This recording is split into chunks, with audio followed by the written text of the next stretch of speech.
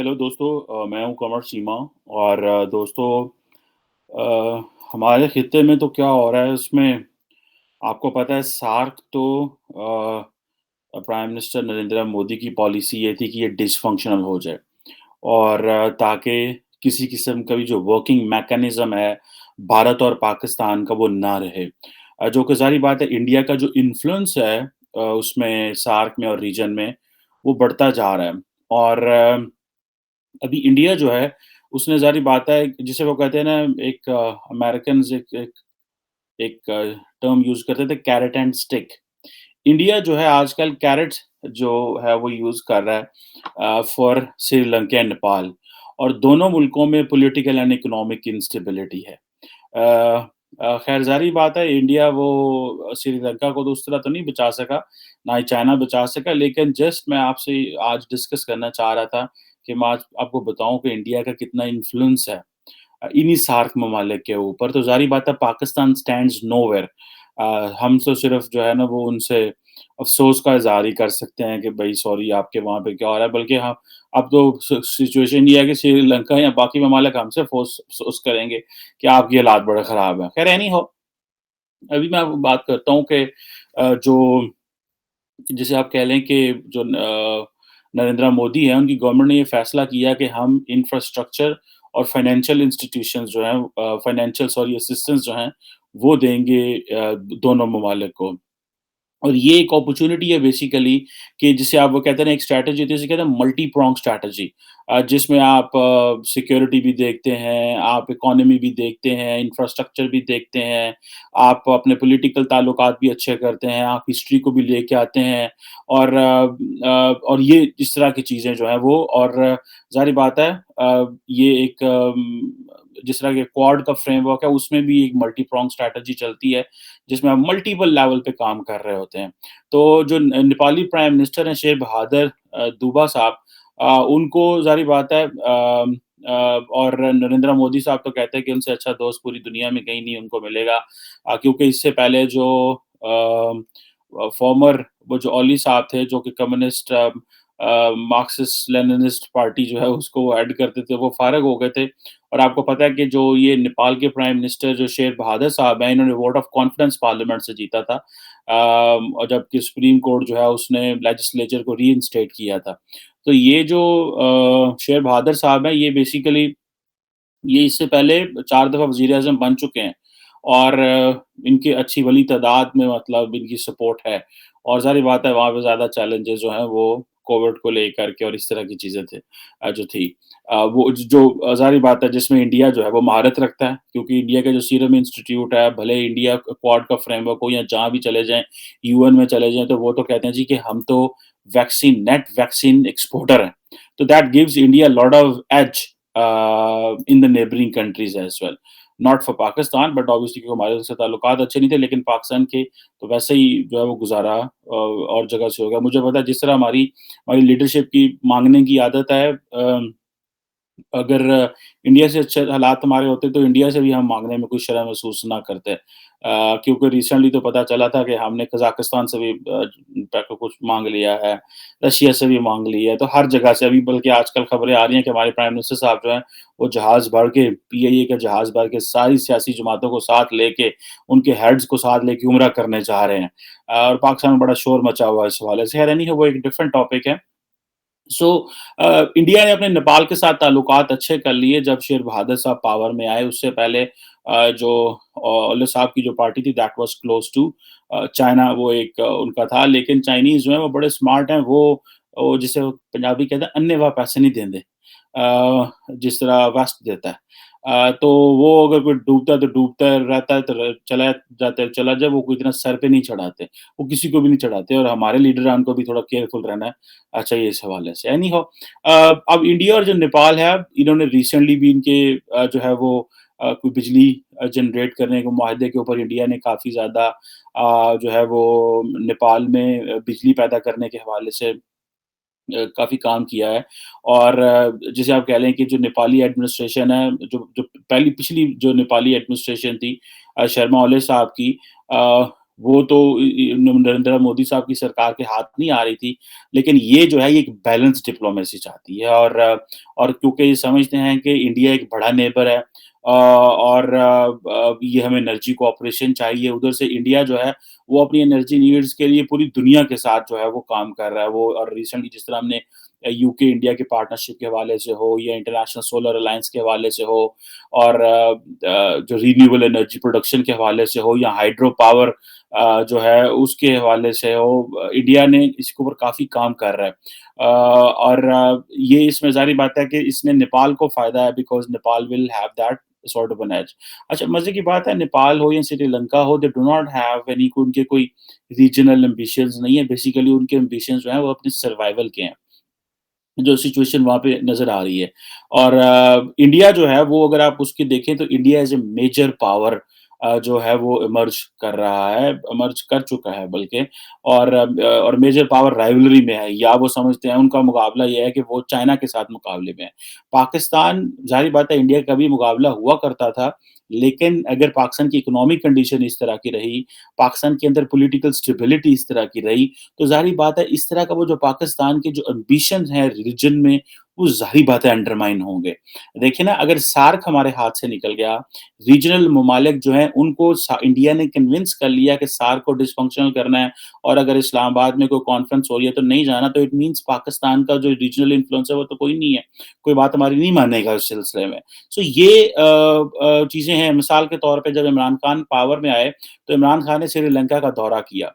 Basically उनको वो दौरा करवाया गया था just to give a message to India that we are not leaving and we are still working with our neighbours. हम जो जितने भी सार्क ममालिक है, हम उनके साथ काम करना चाहते हैं। लेकिन ज़ाहिर बात है श्रीलंका की इकोनॉमिक कंडीशन इस तरह की है, उनके साथ तो वही बात करेगा जो उनको वो जो है वो उनके साथ वही एंगेज कर सकता है जो उनको फाइनेंशियल असिस्टेंस देगा। आज अमेरिका हमें कह रहा है चाइना क्लब में ना जाओ, हम क्या कहते हैं यार हमें तो पैसा चाहिए, हम तो जाएँगे, जाएँगे। So why will Sri Lanka stop not going on the Indian way? ठीक है जी। And why Nepal will stop not going on Indian way? जब हम खुद अमेरिका को नाराज़ करके तो चाइनीज़ ब्लॉक में ऑलरेडी पहुँच चुके हैं because we need funds and we need cash. अब इंडिया जो है वो एक अगर आप देखें कि वो जो साउथ एशिया पावर राइवलरी है, मेरा ख़्याल है कि ये इंडियंस जो हैं they really want to change the term South Asia power rivalry में भी नहीं आना चाहते, वो इंडो पैसिफिक पावर राइवलरी में जाना चाहते हैं। उसकी रीज़न दोस्तों ये है कि because if they still call that a South Asian power rivalry का लफ्ज़ बोलते हैं तो that gets them attached with Pakistan. And they don't want to get into any kind of a power competition with Pakistan at the moment. Go they understand कि there is only one military capability कि किसी मुल्क के पास है तो वो पाकिस्तान के पास है। जो उनको टफ टाइम दे सकता है वो पाकिस्तान वो S-400 खरीद रहे हैं तो वो पाकिस्तान के लिए। वो उनकी इतनी बड़ी फ़ौज है इनिशियली जो लैंड फ़ोर्स है, एयर फ़ोर्स है, नेवी थी तो वो पाकिस्तान के लिए अभी उनके लिए चाइना एक थ्रेट इमर्ज किया है। So they still consider Pakistan a major challenge लेकिन वो जिसे कहते हैं ना कई दफ़ा एक बंदा वो कहते हैं ना कि उसको खतरा नज़र आ रहा हो भी एक साइड से तो वो वहाँ देखने की कोशिश नहीं करेगा, वो कहेगा नहीं मैनू इधर वेखन दे तुसी। I want to see right, I don't want to see left what's going on. So India जो है इस वक़्त वही समझता है कि मुझे इंडो पैसिफिक में पावर राइवलरी में एंटर कराएँ ताकि वहाँ पे बड़े-बड़े प्लेयर हैं। And let's not get into the South Asia, India, Pakistan all that. So ये इंडिया चाइना जो राइवलरी है, ये बैलेंस ऑफ पावर जो है इसमें एक डिटरमाइन करेगा कि रीजन में कौन ज़्यादा किसके पास कितना इन्फ्लुएंस होगा और कोऑपरेशन, कॉम्पिटिशन जो है अब वो मेजर पावर सारी वहाँ पे हैं। Because in south Asia there is no major power other than Pakistan. Pakistan is fighting it's a war of existence in case अगर ये देखें ना इकोनॉमिक मॉडल इसी तरह हमारा जो है वो चलता रहा है। हमने सीपैक को फ़ेल कर दिया। फ़ेल इस तरह कर दिया कि जो हम उससे डिविडेंड्स ले सकते थे या हम इकोनॉमी को बूस्ट दे सकते थे, जंप दे सकते थे, वो सारे हम वो नहीं दे सके। सो हमारे लिए वो सारी चीज़ें जो हैं वो मुमकिन नहीं है। इसी तरह अगर आप श्रीलंका का देखें या मालदीव्स भी अगर आप देखें तो आप देखें कि जो जयशंकर एक्सटर्नल अफेयर मिनिस्ट्री के जो हेड हैं, वो काफ़ी टाइम देते हैं श्रीलंका हो, मालदीव्स हो, इन ममालिक को। और अभी श्रीलंका जयशंकर गए भी हुए थे और वहाँ पे जो पॉलिटिकल एंड इकोनॉमिक क्राइसिस है उसके लिए वो राजापाक्सा वगैरह को मिले और उन्होंने कहा जी कि हम इंडियन फाइनेंशियल असिस्टेंस देंगे कोई $2.5 बिलियन की इन 2022। तो आप देख लें अगर श्रीलंका को कहीं से अगर रे ऑफ होप है तो वो इंडिया है। और दूसरा ये है कि वो पावर डेवलपमेंट प्रोजेक्ट्स के हवाले से भी ईस्टर्न जो पार्ट है श्रीलंका का वहाँ कोई जो सप्लाई सॉफ्टवेयर स्कूल्स के हवाले से कोई काम करे, इसके ऊपर मैंने पहले भी आपके साथ काफ़ी बात की हुई है। अब ये जो श्रीलंका है वो डेट रिडन नेबर है। और ऑब्वियसली इनको चाहिए असिस्टेंस चाहिए, भले आईएमएफ से, भले कहीं और से भी। इंडिया जो है that can push IMF even, ठीक है जी, फॉर दैट मैटर, और वर्ल्ड बैंक को, और जो है जो इंडिया की जो फाइनेंस मिनिस्टर है निर्मला साहिबा, जो इससे पहले डिफेंस मिनिस्टर रही हैं, शी आल्सो स्पोक कि जी आईएमएफ जो है उसको सपोर्ट करना चाहिए, फाइनेंशियल असिस्टेंस श्रीलंका। बल्कि आजकल मेरा ख्याल है निर्मला साहिबा जो हैं she is in Washington these days. लेकिन क्योंकि वो आईएमएफ से पैकेज लेने नहीं आई, तो उनका जो है वो दौरा इतना हाइलाइट नहीं हुआ। हमारे पाकिस्तान के फॉरेन मिनिस्टर साहब, फाइनेंस मिनिस्टर साहब तो आईएमएफ का पैकेज लेने आए हुए थे। So there was no dealing with the Americans. And anyhow इसी तरह जो प्रेज़िडेंट हैं राजापाक्सा साहब, और उनके जो भाई हैं, फॉर्मर प्रेज़िडेंट और करंट प्राइम मिनिस्टर जो महिंदा साहब जो हैं, वो जो है, वो प्रो चाइना जो है वो काफ़ी तस्वर किए जाते हैं, और उनकी एक बड़ी हिस्ट्री है बीजिंग के साथ, भले वो पोर्ट सिटी कोलंबो का इश्यू हो, चाइना बैक जो है वो इकोनॉमिक ज़ोन प्रोजेक्ट हो, इस तरह की काफ़ी चीज़ें जो है वो कर रहे थे। अब जो है वो हम्बनटोटा में वो जो एक पोर्ट प्रोजेक्ट था उनका, उसके हवाले से भी अगर आप देखा जाए तो एक एक जिसे कहते हैं ना, वो राजापाक्सा जो थे they were very close to, जिसे कहते हैं ना कि चाइना थे, लेकिन that has not helped them even to survive. Recently अगर आपको पता है कि जो चाइनीज़ फॉरेन मिनिस्टर हैं वांग ही, वो आए थे, उन्होंने कोई कहा यार हमारे जो लोन्स हैं रोल ओवर कर दो, लेकिन सुनने को इस तरह चीज़ें वो नहीं हो सकी। और इसी तरह जो नेपाल मालदीव है वो भी इंफ्रास्ट्रक्चर के लिए चाइनीज़ दरवाज़े खटखटा रहा है, और इंडियन सपोर्ट करने की कोशिश कर रहे हैं, लेकिन उस तरह वो ज़ाहिर बात है वो नहीं है। उनके जो मामलात हैं और तरह के हैं, उनकी जो इकोनॉमी का स्टाइल है या वो और तरह का है। लेकिन ऑब्वियसली इंडियंस जो हैं they want to keep an eye and they working with the Maldives as well. लेकिन प्राइमरीली इंडियंस जो हैं they are offering this olive branch and offering, जिसे आप कह लें कि ये जो ऑफरिंग कैरेट्स, ठीक है जी, इंडिया इस वक़्त इस पोज़ीशन में नहीं है किसी को कैरेट जो स्टिक शो कर सके। लेकिन इंडिया, देखिए ultimately after carrots there is a stick, ठीक है जी। जब अमेरिकन्स पाकिस्तान को कैरेट्स देते थे तो फिर हुआ क्या कि बात होनी शुरू हो गई जी कैरेट एंड स्टिक पॉलिसी। कि पैसे बहुत ले ले, उन कम करके हो डू मोर करो। तो हम जो है वो करते थे। खैर एनी हाउ, जब आज अगर इंडिया कैरेट पॉलिसी इस्तेमाल कर रहा है for Nepal and Sri Lanka and Maldives and others, तो then at the end of the day वो they will make them face कि भई आप इधर आएँ हमारे साथ। इसी तरह खैर चाइनीज़ बड़े कंसर्न्ड हैं इस हवाले से, लेकिन उनको एक चीज़ का पता है चाइनीज़ को कि the Chinese do not get fit into Nepal and Sri Lanka the way cultural, religious, historical ties are of Indians with the Sri Lankans and with the Nepalis.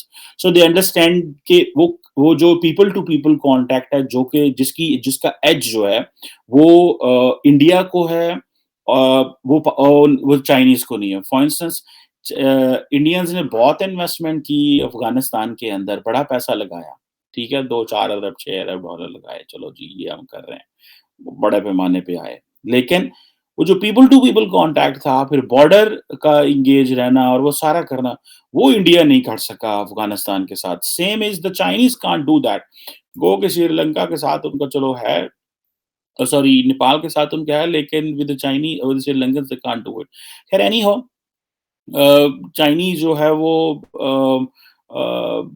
उनकी भी लिमिटेशंस हैं, और वो किसी किसी जगह पे गैर ज़रूरी नहीं घुसना चाहते, वो किसी कॉम्पिटिशन में उस तरह नहीं आना चाहते। और आपको पता है कि चाइनीज़ फॉरेन मिनिस्टर वांग ही आए थे इंडिया में, और बड़े होशियार हैं वो। They came here to read the mind of prime minister Modi, to read the mind of the Indian government. Indian government ने उनको इतनी कोई लंबी चौड़ी लिफ्ट नहीं कराई। सुना है कि ऐसी कोई शायद समिट वगैरह के लिए एक माहौल बनाने आए थे, ताकि नरेंद्र मोदी, अगर वो नहीं, मेरा ख्याल है I think there is an SCO summit in China, तो एक वो ऐसा लगेगा जैसे कि जी in China has been left out. So the Chinese don't want that China to be left out by one of its neighbor. लेकिन most likely possibility ये है कि मोदी नहीं जाएँगे if there is an SCO summit and if there is an in person. The reason behind this if he goes it will be like a different thing, लेकिन कोई पता नहीं चले भी जाएँ। लेकिन एक माहौल खराब हो जाएगा नरेंद्र मोदी के लिए when it comes to China. वो जो एक जिस तरह एंटी पाकिस्तान सेंटीमेंट्स हुआ करते थे, इसी तरह अब एंटी चाइना सेंटीमेंट्स भी हैं उसी तरह इंडिया के अंदर, और अपोज़िशन उसको बड़ा हाइलाइट कर सकती है and so on and so forth. और ज़ाहिर-सी बात है कि अब इंडिया जो है वो जो साउथ एशिया सारा उनके बैकयार्ड में आता है, और वो मिलिट्री कोऑपरेशन भी करना चाहते हैं, लेकिन इस खित्ते में उस तरह का कोई कंट्री है नहीं है जो उनके साथ मिलिट्री कोऑपरेशन में आ सके। लेकिन जो खित्ते के ममालिक हैं उनको सिर्फ़ एक वो जिसे कहते हैं ना फाइनेंशियल इम्पेटस चाहिए होता है। उन बेचारों की इतनी कंडीशन तगड़ी नहीं है कि वो अपनी मर्ज़ी से जो मर्ज़ी कर सकें। अब जो है चाइना इंडिया ये कहता है कि चाइना जो है वो कोई यूनिलैटरली उन्हें काम ना पा दे और यूनिलैटरली जो है वो चीज़ें चेंज ना करे, स्टेटस को ना बदले। और आपको पता है भले वो साउथ एंड ईस्ट चाइना सी के हवाले से हो, साउथ चाइना सी के हवाले से हो, इस तरह की चीज़ें। Same is what the Indians want कि भले भूटान हो, नेपाल हो, इन कोई भी मुल्क हो, इसमें चाइना को unilaterally they shouldn't have a veto on so many things. अब ये चीज़ें जो हैं वो ये इम्पोर्टेंट है। सो चाइना जो है इंडिया जो है वो अपने ऑस्ट्रेलिया, यूएस एंड जापान के साथ मिलके they want to give so much to the reason.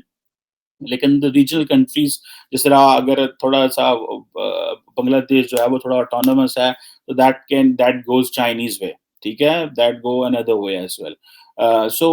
बाकी ममालिक जो हैं वो बिल्कुल ही छोटे-छोटे हैं, डिपेंडेंट हैं। आपको पता है ना कि बांग्लादेश ने जो क्वाड की मेंबरशिप उनको भी ऑफ़र हुई थी, लेकिन दे डिडन्ट गो। हालाँकि ये उनके लिए एक बहुत बड़ा गेम चेंजर हो सकता था, लेकिन I think they didn't want to go into the strategic competition in any kind of a strategic competition, or they didn't want to go into the anti-China bloc. They want to take its incentives from everywhere. Uh, अगर मैं if I were a Bengali, तो I would have felt and seen that in Bangladesh wasted a lifetime opportunity.